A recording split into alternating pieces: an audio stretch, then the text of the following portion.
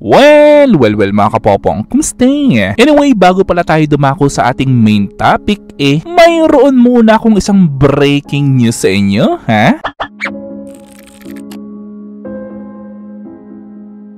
Well, halos 2 o 3 oras kasi habang ginagawa ko itong video na ito ay actually nag-post naman ng kahindik-hindik na video itong Philippine Coast Guard natin sa kanilang social media page. Well, basically, itong video na napapanood nyo ngayon ay patungkol na naman sa bagong aksyon ng China doon sa Bajo de Masinloc na aksyon naman na paglalagay ng mga floaters doon. Na syempre kapag naglagay ang China ng mga ganitong uri ng floaters, ang ibig sabihin lang yan ay pinipigilan nila na makapasok ang mga mangingisdang Filipino dyan sa lugar na yan. Well, nakakalungkot, diba? Na kumbaga ay mayroong kang sariling bahay pero hindi ka naman makapasok sa sarili mong tahanan dahil nasa loob rin yung iyong kapitbahay na ayaw ka naman papasukin sa sarili mong tahanan. Well, talagang nakakaasar and at the same time nakakalungkot, diba? Na biruin yung inilagay ng China yung mga floaters na yan upang hindi makapangisda ang mga kababayan natin na mga kababayan nating sa isda lamang ang kabuhayan. Honestly mga kapapang, hindi ko alam ang gagawin ng ating gobyerno dyan sa aksyon ng China na yan. Which is ang isa naman sa mga ikinatatakot ko ngayon ay papaano kaya kung yung mga floaters na yan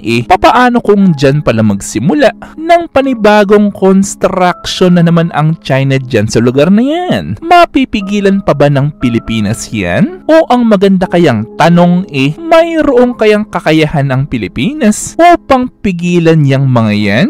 Na remember mga kapopong, ha? Sa isipan kasi ng Armed Forces ng China o ng Navy man ng China ay kanila yung lugar na yan dahil nga doon sa 10-dash line na gawa-gawa lang naman ng China at hindi naman internationally recognized. Pero bigyan ko lang kayo ng idea mga kapopong, ha? Let's face the reality na paniguradong mag-a-agree ka naman sa akin na posibleng ang mindset kasi nitong Coast Guard ng China pati na rin itong Chinese Navy para naman sa Pilipinas posibleng ang tingin nila sa Pilipinas ay medyo malambot ang ating gobyerno kaya kinakaya-kaya tayo ng mga yan. Which is kung ang Pilipinas kasi mahilig sa mga diplomatic actions pero ang China naman kasi more on literally actions kahit mayroon pa silang mga bansang masasagasaan. Actually wala naman talagang masama sa mga diplomatic actions na ginagawa ng ating gobyerno since isang peaceful action yan para ma-resolve ang isang problema. Pero ang isa kasing problema naman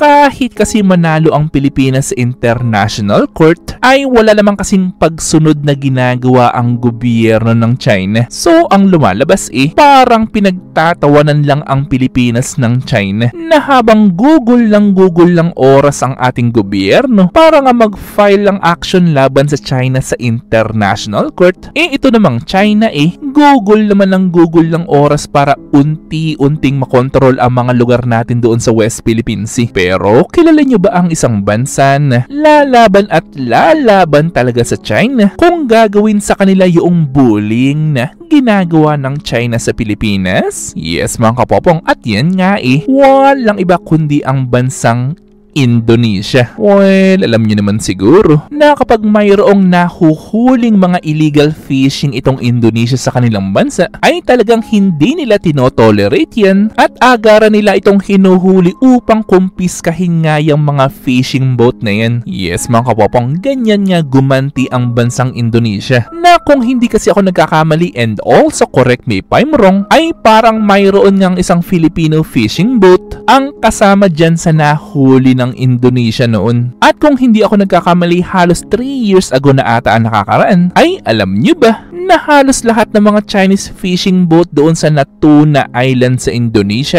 alam nyo bang nagsialisan sila doon? Yes mga kapopong, halos lahat ng mga Chinese fishing boat umalis doon sa Indonesia noon. At ang reklamo naman ng China noon ay masyado daw mahigpit ang gobyerno ng Indonesia na mismong Indonesian Navy kasi ang ipinadala doon. Pero ang tanong, ano naman kayang aral ang makukuha ng Pilipinas para nga dyan sa aksyon ng Indonesia laban sa China? Well, actually good question yan at ganito kasi ang paliwanag dyan. Actually kung gagawin na rin kasi ng Pilipinas ang ganitong uri ng higpit mahigpit katulad ng ginagawa ng Indonesia para nga maprotektahan nila ang kanilang mga lugar doon, ay actually posibleng mapalayas rin natin ang mga Chinese na yan sa karagatan natin. Pero, gaya nga ng sinabi ko sa inyo kanina, na ang tingin na kasi ng China sa Pilipinas medyo malambot kaya't kinakaya-kaya tayo doon sa South China Sea ngayon. Natingnan nyo ito, ha? Na mismong ilang Chinese fishing boat na nandoon sa West Philippine Sea tumutulong pa mismo sa Coast Guard ng China para bulihin itong magigiting nating Philippine Coast Guard. Na sa tingin nyo mga kapopong,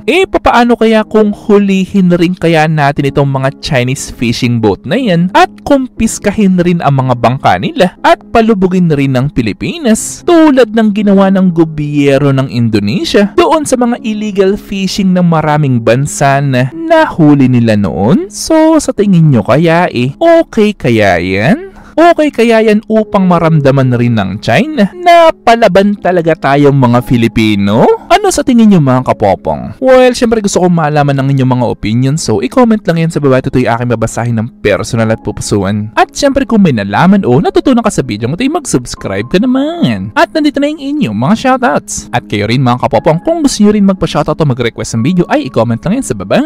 At muli ito yung Teacher Popong na nagsasabing, Te Amo!